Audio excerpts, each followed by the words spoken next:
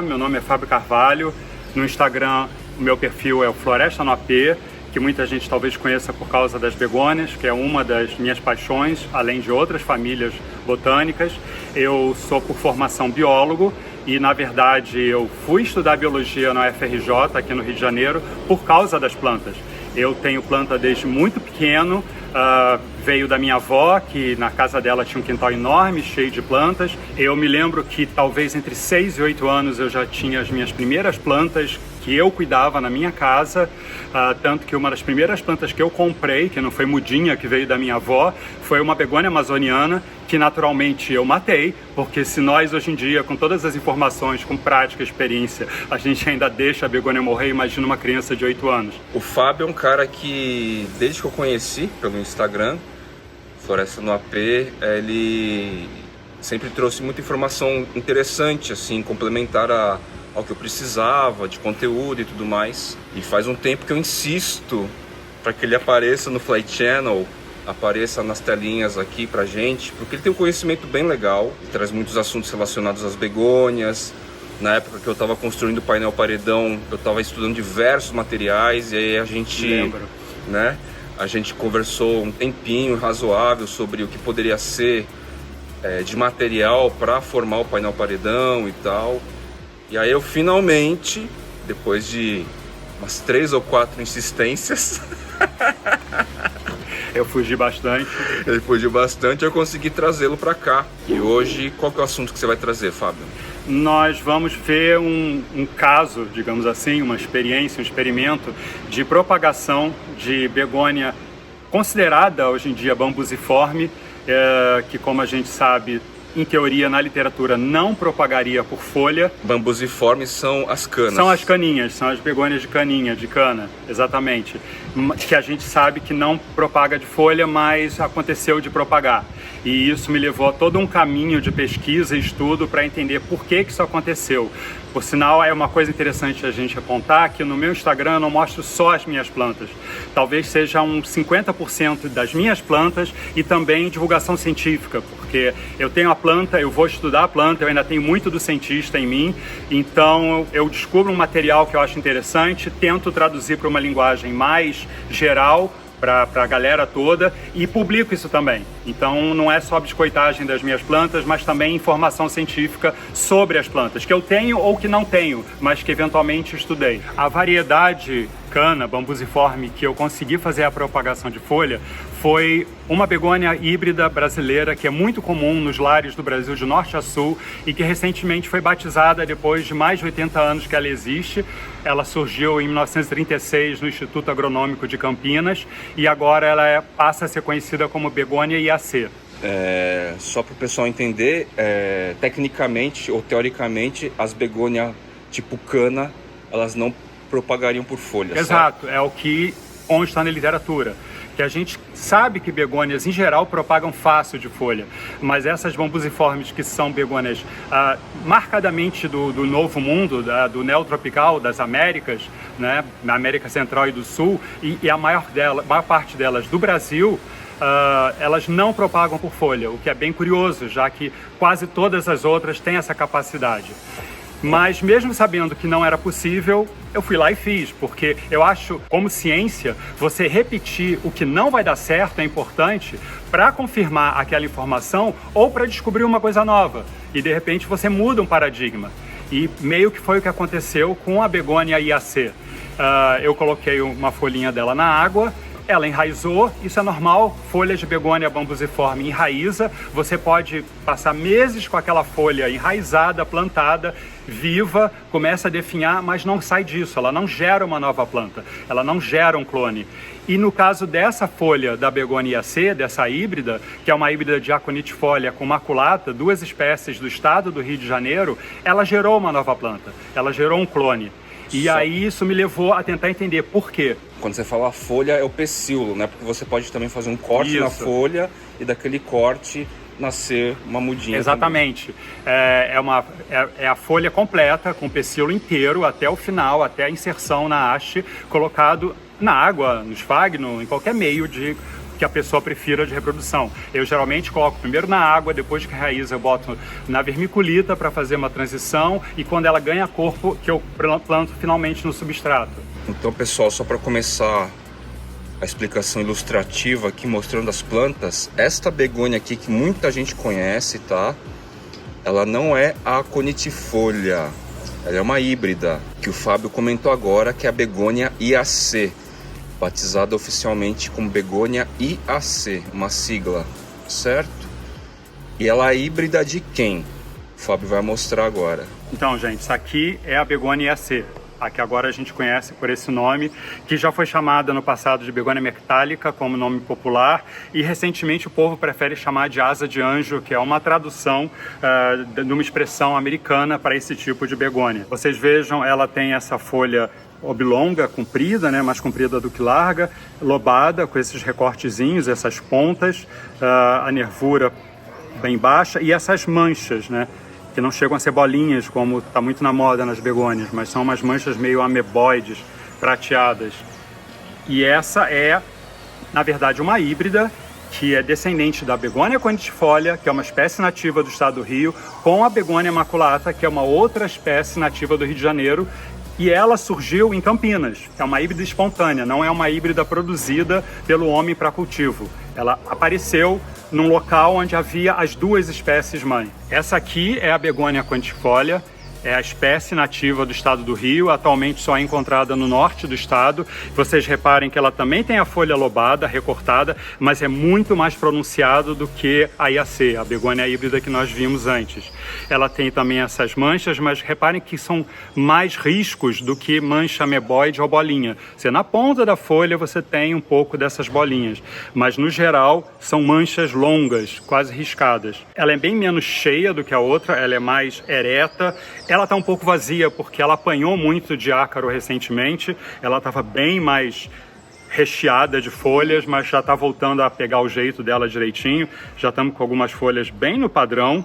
Essa aqui já é a begônia maculata nativa. Reparem como ela é diferente da cultivar que esteve na moda recentemente, com aquelas bolotonas grandes prateadas. Ela também tem as suas pintinhas, mas repara como é muito mais discreto. E na verdade essa planta aqui é filhote de uma planta já muito madura. A begônia maculata, à medida que ela amadurece, ela perde as máculas, ela perde os pontinhos. Tanto que muita gente, quando me procura no Instagram para tirar dúvida, acha que isso aqui é uma outra planta, por ela não ter pintinhas. Mas isso é a espécie begônia maculata. E vocês reparem que algumas folhas ainda são bem pintadas. Os filhotes dela que nascerem da raiz, é uma pena que a gente não tem nenhum exemplo aqui agora, virão com folhas extremamente pintadas, porque isso é uma característica da planta imatura na espécie. Ela não é perene, a pinta não é perene, ela perde na medida em que cresce. E vocês reparem que a folha é bem oblonga, não tem recorte nenhum, ela tem no máximo esse lóbulo aqui posterior que às vezes é redondo, às vezes é mais bicudo, né? Que vocês veem aqui, ela é mais bicuda, mas isso é bem a forma tipo da begônia maculata. E a gente vê muito menos essa forma da espécie nativa em cultivo do que a cultivar Viget, que é a da moda recente dos últimos anos durante a pandemia.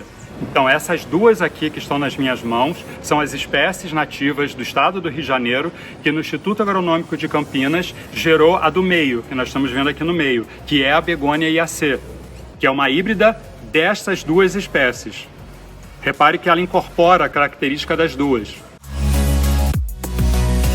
O que aconteceu que foi a experiência, digamos, original, né? Embora provavelmente muita gente já fez isso sem nem saber que não era possível, veio do fato de que na literatura, begônia bambusiforme, ou seja, cana, não é capaz ou não seria capaz de gerar um clone, de propagar a partir de folha com pecíolo, que seria isso aqui. Você tem a folha, a lâmina foliar e aqui o pecíolo. Então você arranca aqui na inserção da haste e o que você faz? Eu prefiro assim, colocar na água. Eu coloco a folhinha com o pecíolo na água e a gente em algum tempo consegue isso aqui. Repara, eu espero que esteja dando para ver, que a base do pecíolo ele engrossa, ele forma um calinho e desse calinho começam a sair as raízes. E futuramente, nessa aqui, agora que eu já sei que é possível, vai sair a nova plantinha. Uma ou mais, às vezes, né? Uma ou mais. Geralmente uma. Pelo menos na experiência anterior foi apenas uma. Tá. Aqui nós temos uma outra folha dessa begônia, da begônia AC, que já está plantada há 2 meses, já em substrato, ela já está caminhando para em algum momento daqui vai sair uma nova planta. E essa nova planta um dia, uns 6 meses depois, vai ser isso aqui. Isso aqui foi o que nasceu, claro que não nasceu desse tamanho, mas se desenvolveu a partir da pequena planta que brotou inesperadamente de uma folha de begônia AC propagada. Quando a gente teve esse resultado positivo de uma begônia, em teoria bambusiforme, reproduzindo, clonando a partir de folha, eu tentei descobrir como, por quê, qual era o motivo disso. Aí entra o nerd cientista em campo. E eu já sabia que begônia maculata certamente não propaga de folha com pecíolo. Nós temos aqui um exemplo. Essa folha ficou uns 2 meses na água, enraizou, teve quilômetros de raiz. Eu plantei aqui num substrato, ela já está aqui há 6 meses. Ela está durando muito mais do que uma folha no pé, mas é apenas uma folha enraizada. Ela nunca produziu clone e eu já fiz isso pelo menos umas 10 vezes e a folha dura de 2 a 4, essa já está 6 meses e um dia morre. A vida dela normal, mas nunca nasce um clone. Então eu já sabia que não foi da begônia maculata que a IAC teria herdado a possibilidade de gerar clone a partir de folha. Então o segundo passo na investigação era verificar se a begônia conitifolia, que é a outra parente, né, a outra progenitora da begônia AC, teria capacidade de reproduzir a partir de folha, o que também não consta na literatura. Não consta que não é possível, mas por ser bambusiforme, o que se leva a pensar é que ela também não reproduziria, né? Então eu peguei uma folha da begônia AC com o pecíolo, o mesmo procedimento, coloquei na água, ela enraizou depois de 1 mês aproximadamente, ficou ali mais algumas semanas e de repente apareceu uma primeira brotação. Foi aí que eu passei para vermiculita, da água para vermiculita, que é o procedimento que eu prefiro para aclimatar as raízes para depois ir a viver no substrato. E aquela plantinha deu a primeira folha, pequenininha, deu a segunda já com 2 lóbulos, depois a terceira, a quarta, a quinta, começou a se tornar uma plantinha bonitinha, só que infelizmente morreu. Morreu como toda begônia morre. Um belo dia você acorda e as folhas estão todas caídas, provavelmente por causa de algum fungo que achou aquela planta tão bonita e deliciosa que foi lá e engoliu ela por dentro. Embora, infelizmente, a plantinha tenha morrido, isso confirmou que a begônia aconitifolia, espécie nativa, é capaz de reproduzir por estaca de folha com pecíolo contra o que a gente vê, ou na verdade não vê na literatura, né? Porque, como eu disse, não se afirma que não pode, mas também nunca ninguém apresentou que pode. E isso me fez querer descobrir qual seria a diferença desta espécie que a permite, ou pelo menos se ela teria alguma diferença biológica, em relação às bambusiformes, digamos, clássicas, begônia luberzi, begônia maculata, begônia de croa, begônia lunaris, as caninhas mais conhecidas, né? Muito antes desse experimento, eu já percebia que a begônia conitifolia, ela tem algumas semelhanças morfológicas com uma begônia africana, que é belíssima, que é a begônia de Grey. Essa begônia ela é mais arbustiva, ela é uma planta mais cheia, mas ela também tem as folhas recortadinhas, com as manchinhas, e uma característica que me fazia principalmente essa ligação morfológica é a presença do caudex. Como vocês estão vendo no slide na tela que o Fly inseriu, esse é o caudex da begônia de Grey. É uma batatona grande, muito notável. E essa planta tem isso como uma adaptação evolutiva para sobreviver ao clima extremo da África. E a nossa begônia conitifolia, ela não tem exatamente um caudex tão voluptuoso. Então, a nossa begônia conitifolia, ela tem essa, digamos, batata, esse espessamento da base da haste, que é, para mim, um caudex per se. Ele pode não ser tão volumoso quanto o da de Grey, mas a gente percebe que ele não é uma estrutura diferente de um simples espessamento da base do caule. E nós temos pelo menos 3 espécies que têm essa estrutura. além da aconitifólia, é a begônia paquipoda, que é uma espécie descrita bem recentemente, e outra que já é conhecida há mais tempo, que é a platanifolia. E as três existem onde eu chamo de brincadeira de Vale das Begônias Dinossauras, que é o norte do estado do Rio, o sul do Espírito Santo e o sudeste de Minas Gerais. As três ocorrem, cada uma no seu espaço, elas ocorrem numa mesma região, então a gente percebe que é uma evolução a partir, provavelmente, de algum ancestral comum. E aí, então, eu parti para tentar conhecer melhor essas begônias africanas. Infelizmente, hoje em dia, nós temos estudos muito recentes a partir de DNA, principalmente mitocondrial e de cloroplasto, que montam a árvore filogenética das espécies de begônias contemporâneas e mostrando para a gente quem é mais próxima de quem. E nesses estudos, os cientistas chegaram à verificação de que as begônias provavelmente, quase certamente, surgiram na África e dali elas partiram para o Novo Mundo para nós, né? Para elas sempre existiu, para as Américas, para a região neotropical e para a Ásia. Então elas partiram da África nessas duas grandes direções de migração. Nessa época, a África não era esse clima extremo que nós conhecemos hoje. Então, inclusive, eles acreditam, e há poucos indícios, porque begônia é uma planta muito sensível, muito frágil, é difícil de fossilizar, é difícil de guardar algum registro, né, histórico, pré-histórico da evolução da planta, mas no passado, a África tinha um clima muito mais parecido com as nossas florestas tropicais da Mata Atlântica ou mesmo da Amazônia, né? Então, provavelmente, a África era um celeiro de begônias, entre outras famílias de planta. E hoje em dia nós temos tão poucas, né? E fica estranho até imaginar que elas surgiram lá, quando nas Américas e na Ásia é onde hoje em dia você tem mais espécies e cada dia se descobrem novas. Nós há pouco tempo tínhamos 1.500 espécies, nós já chegamos a praticamente 2.200 e todo mês tem artigo novo descrevendo nova espécie, mas é por causa disso. Hoje em dia elas enfrentam uma outra situação climática e que causou a redução da população das begônias na África. Então nós temos, por exemplo, a begônia Dregei, que nesses estudos foi mostrado que ela é a begônia, geneticamente falando, mais próxima de todas as begônias americanas. E uma coisa muito interessante, e infelizmente no Brasil a gente tem muito pouco mapeamento genético das begônias brasileiras, porque esses mapeamentos aconteceram no exterior, das begônias brasileiras que estão mapeadas, o seu genoma, a mais próxima da Dregei é a aconitifólia. Então isso para mim foi o primeiro momento eureka. Estou chegando em algum lugar. O passo seguinte foi tentar descobrir se a begônia Dregei reproduz a partir de estaca de folha.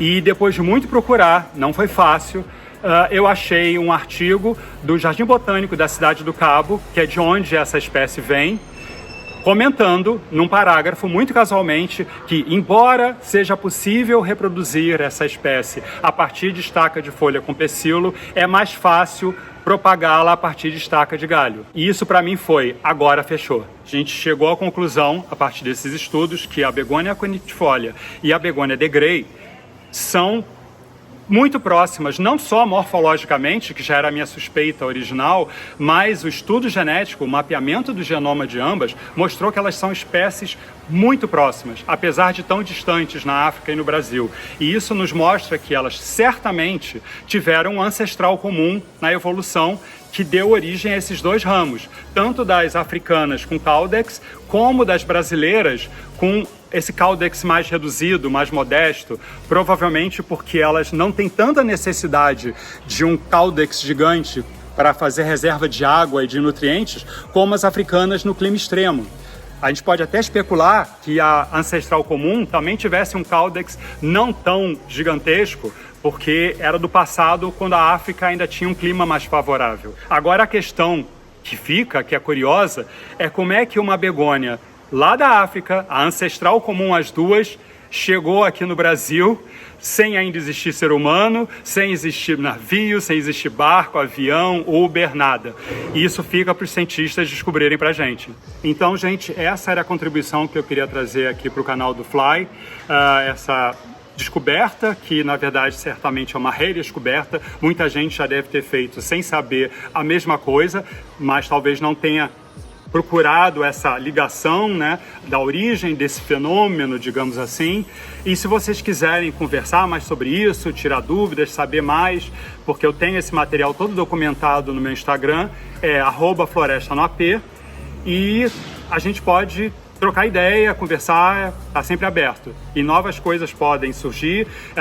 Seguidores já me mandaram fotos de outros acontecimentos de reprodução da IAC, que foi inclusive que engrossou a minha pesquisa. Então, toda participação é bem-vinda e eu agradeço. Até mais.